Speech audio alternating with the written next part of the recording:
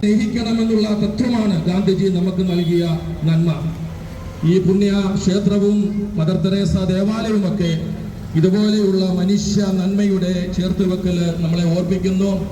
നമ്മളെ ഹൃദയവായ്പോടെ സ്വീകരിച്ച പിരപ്പങ്കോട് ശ്രീകൃഷ്ണ സ്വാമി ക്ഷേത്രത്തിലെ എല്ലാ കമ്മിറ്റി അംഗങ്ങളോടും ഭാരവാഹികളോടും നല്ലവരായ നാട്ടുകാർ എപ്പോഴും ഈ കുരിശിൻ്റെ വഴിയെ സന്തോഷത്തോടെ സ്വീകരിക്കുമ്പോൾ നമ്മുടെ നാടിൻ്റെ നന്മയിൽ നമ്മൾ ഒരുമിക്കും, ഒത്തുചേരും, പങ്കുചേരും.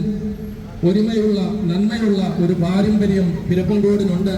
അത് തുടർന്നും കാത്തു സൂക്ഷിക്കുവാൻ പഴയ തലമുറ നൽകിയ ആ വലിയ ആചാര്യന്മാരും ഗുരുക്കന്മാരും നൽകിയ ഒരു പൈതൃകം നമ്മുടെ മുമ്പിലുണ്ട്. അത് കൈമോശം വരാതെ സൂക്ഷിക്കുമെന്ന് പ്രാർത്ഥിച്ചുകൊണ്ട് നമുക്ക് ഈ പുണ്യയാത്ര ഈ ദുഃഖ വെള്ളിയാഴ്ചയിലെ ശുശ്രൂഷയോട് ചേർത്ത് വെച്ച് സമർപ്പിക്കാം. അതുപോലെ നമ്മുടെ പ്രദേശവും മദർ തെരേസ ദേവാലയവും ഒക്കെ തന്നെ ഒറ്റക്കെട്ടായി പോകുന്ന കുറേ കാലങ്ങളായി പഴയകാല തലമുറകൾ പകർന്നു തന്നിട്ടുള്ള ആ ഊർജം ഇപ്പോഴും നമ്മൾ പുതിയ തലമുറയും അത് ഏറ്റെടുത്തുകൊണ്ട് മുന്നേറുന്ന ഒരു അവസ്ഥയാണുള്ളത്.